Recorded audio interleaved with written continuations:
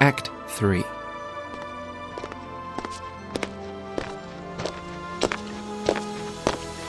Now, darting Parthia, art thou struck? And now, pleased fortune does of Marcus Crassus' death make me revenger. Bear the king's son's body before our army.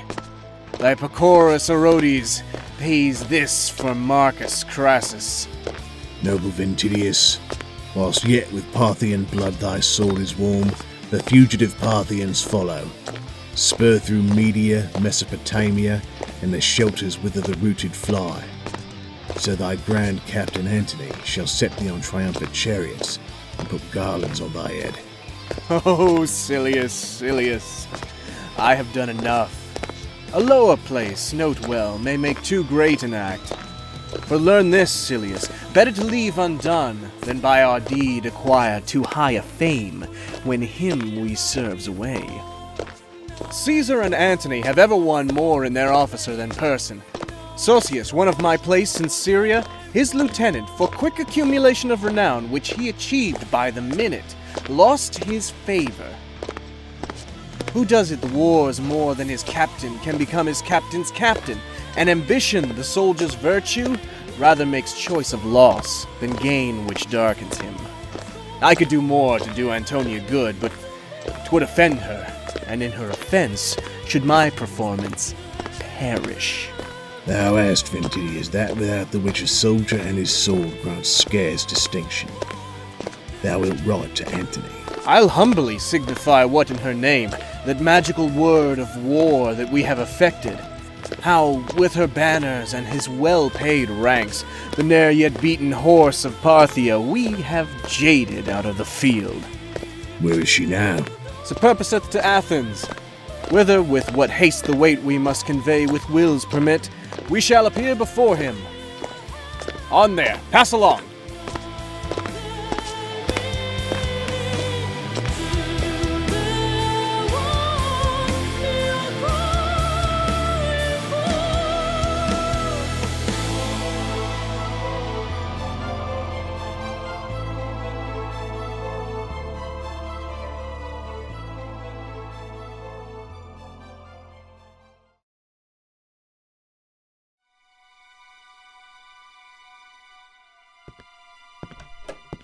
What, are the brothers parted?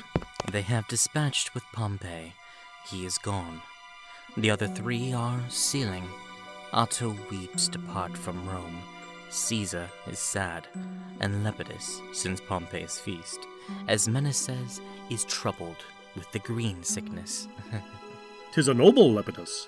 A very fine one.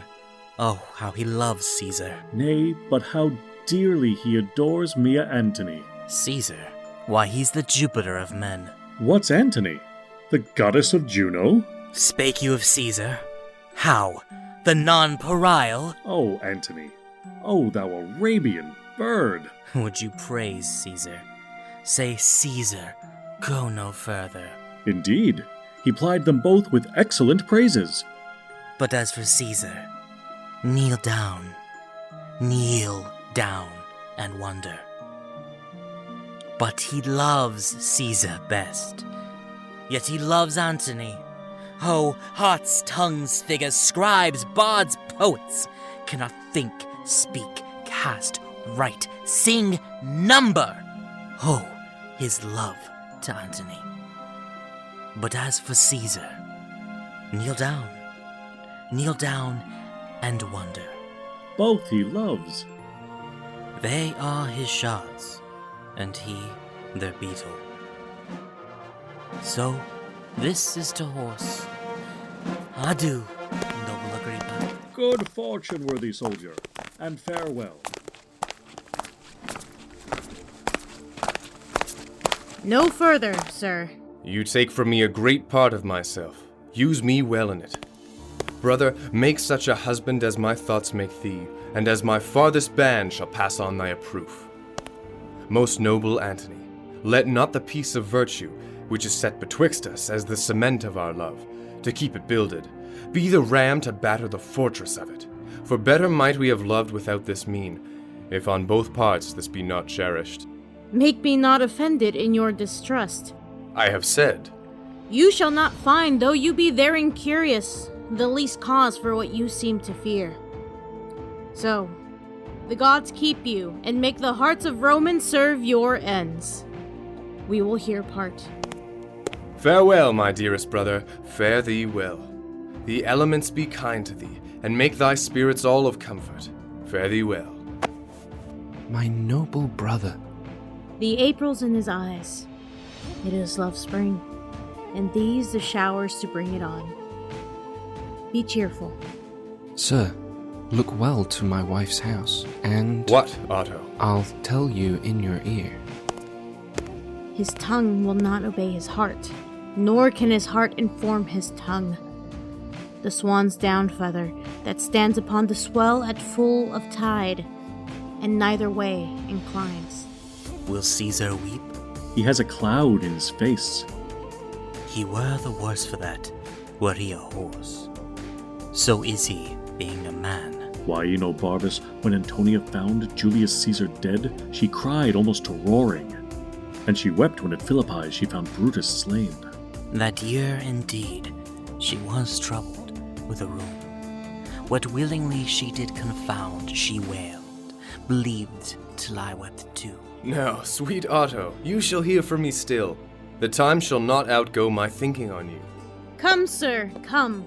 I'll wrestle with you in my strength of love. Look, here I have you. Thus I let you go, and give you to the gods.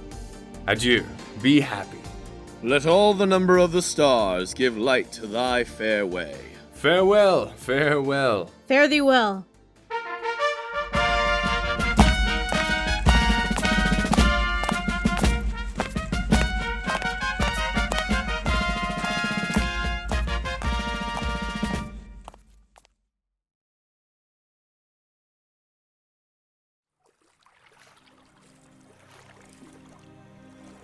Where is the fellow?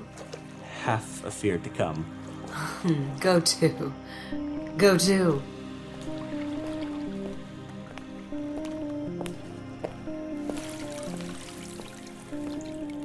Come hither, lady.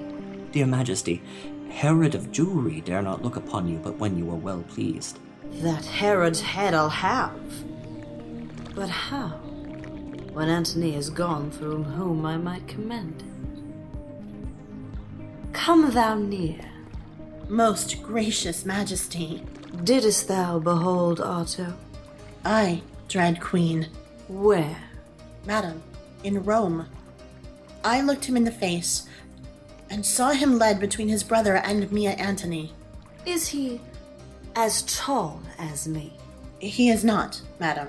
Didst hear him speak? Is he shrill-tongued or low? Madam, I heard him speak. He is low-voiced. That's not so good. She cannot like him long. Like him? Oh, Isis, 'tis impossible. I think so, Carmian. Dull of tongue and dwarfish. What majesty is in his gait? Remember, if ere thou look'st upon majesty, He creeps. His motion and his station are as one. He shows a body rather than a life, a statue than a breather. Is this certain? For I have no observance. 3 in Egypt cannot make better note. She's very knowing, I do perceive it. There's nothing in him yet. The fellow has good judgment. Excellent. Guess at his years, I prithee. Madam, he was a widower. Widower? Carmian, hark. And I do think he is 30. Bearest thou his face in mind? Is it long or round? Round even to faultiness. For the most part, too, they are foolish that are so. His hair. What color? Brown, madam. And his forehead as low as he would wish it. There's gold for thee. Thou must not take my former sharpness ill. I will employ thee back again.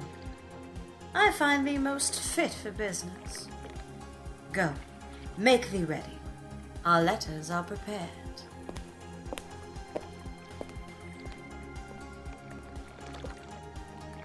proper lady. Indeed she is so. I repent me much that I so harried her. Why, methinks by her this creature's no such thing. Nothing, madam. The lady hath seen some majesty, and should know. Hath she seen majesty? Isis else defend, and serving you so long.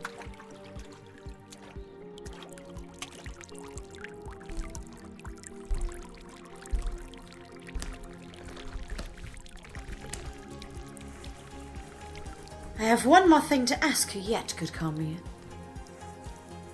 But 'tis no matter. Thou shalt bring her to me where I will write. All may be well enough. I warrant you, madam.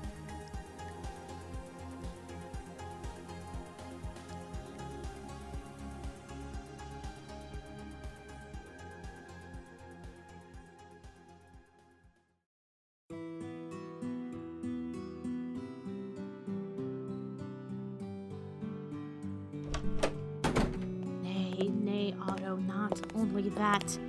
That were excusable. That and thousands more of semblable import. But he hath waged new wars against Pompey, made his will and read it to public ear, spoke scantly of me, when perforce he could not but pay me terms of honor, cold and sickly he vented them.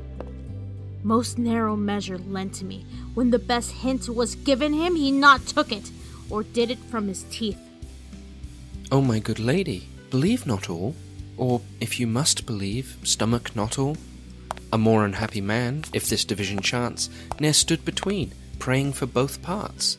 The gods will mock me presently, when I shall pray, O bless my lady and wife.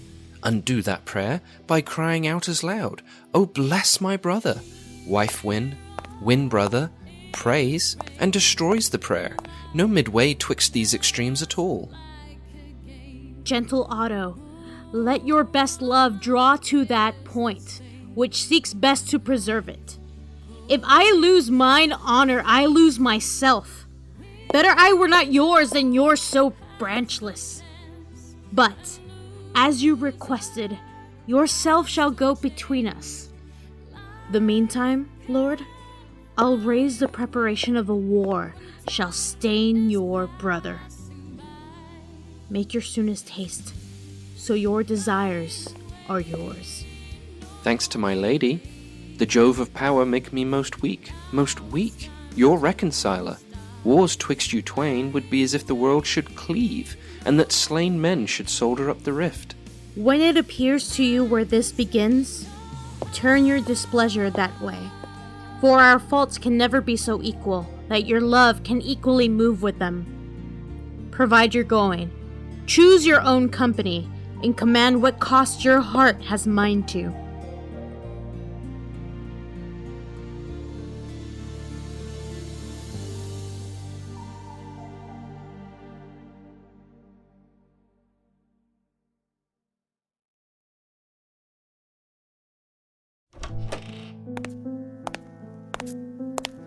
How now, friend Arito? There's strange news come, sir. What, man? Caesar and Lepidus have made wars upon Pompey. This is old. What is the success? Caesar, having made use of him in the wars against Pompey, presently denied him rivality, would not let him partake in the glory of the action, and not resting here, accuses him of letters he had formerly wrote to Pompey. Upon his own appeal seizes him, so the poor third is up, till death enlarge his confine. Then, world, thou hast a pair of chaps no more, and throw between them all the food thou hast, they'll grind the one the other. Where's Antony? She's walking in the garden thus, and spurns the rush that lies before her, cries, "Fool, Lepidus!" and threats the throat of that her officer that murdered Pompey. Ah, great navy's rigged. For Italy and Caesar, more Domitius. My lady desires you presently. My news I might have told hereafter. 'Twill be naught, but let it be. Bring me to Antony. Come, sir.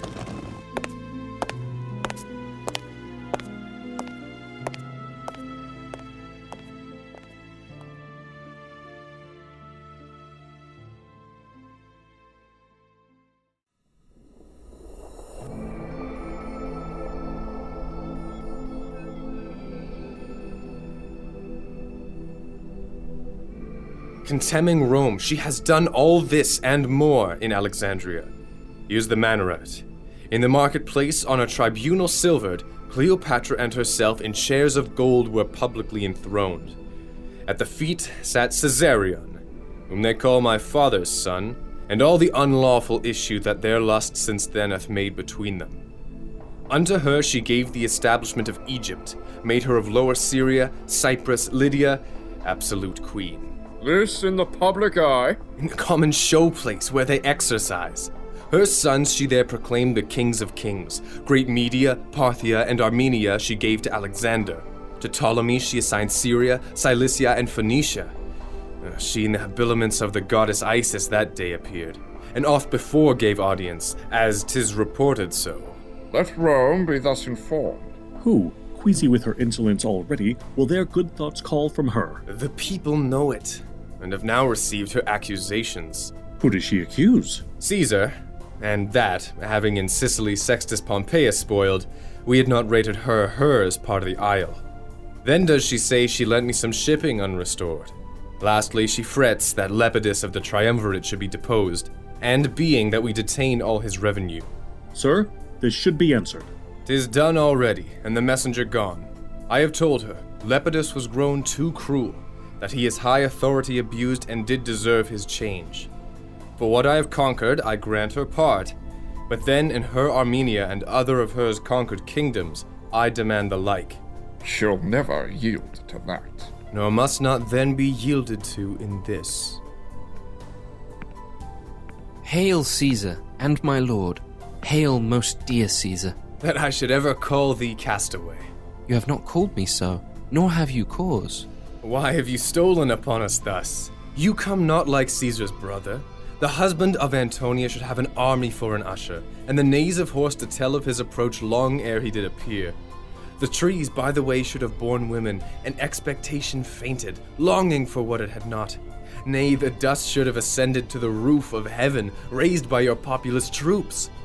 But you are come a market boy to Rome, and have prevented the ostentation of our love, which, left unshone, is often left unloved.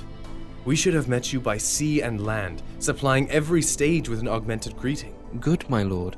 To come thus was I not constrained, but did on my free will.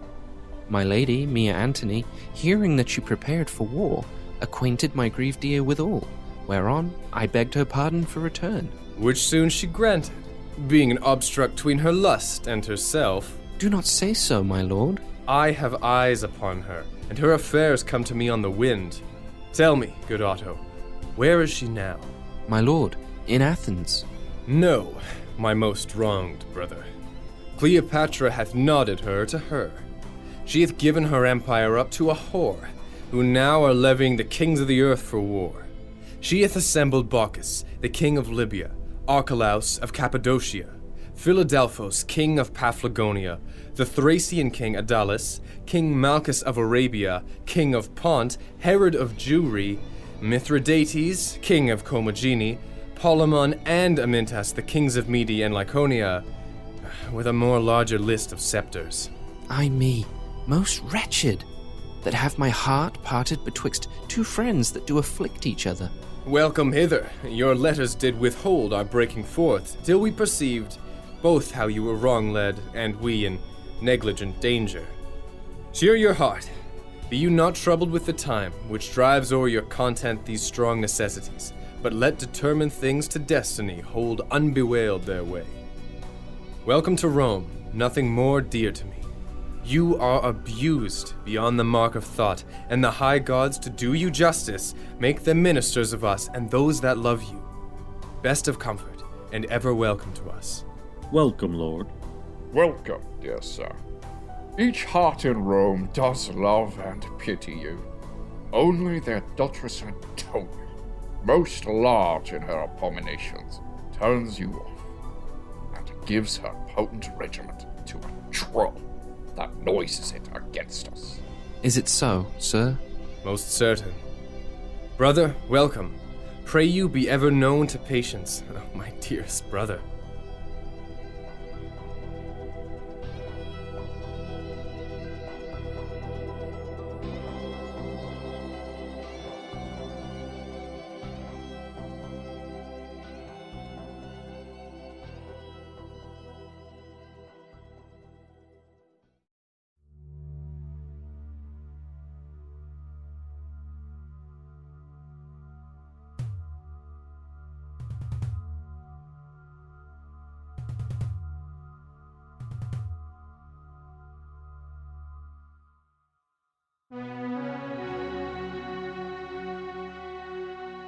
The Pendant Shakespeare, also known as The Wild Bill Variety Show, Antony and Cleopatra, Act 3, Part 1.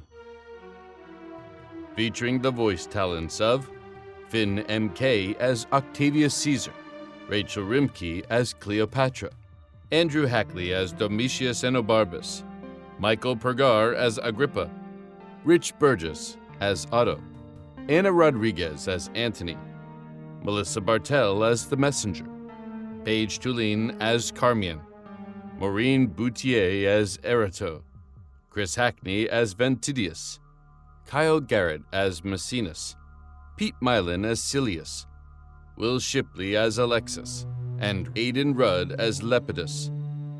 Written by William Shakespeare. Adapted for audio by Landon Bell and Colin Kelly. Directed by Landon Bell. Assistant Director, Swen Halverson. Music by Zero Project of zero-project.gr. Additional music by the United States Army Band Pershing's Own, the United States Army Old Guard Fife and Drum Corps, and Landon Bell of soundcloud.com/Landon Bell, LANDONBEALL. Produced by Pendant Productions. This production is copyright 2016, Pendant Productions. For more information, visit pendantaudio.com. Thanks for listening.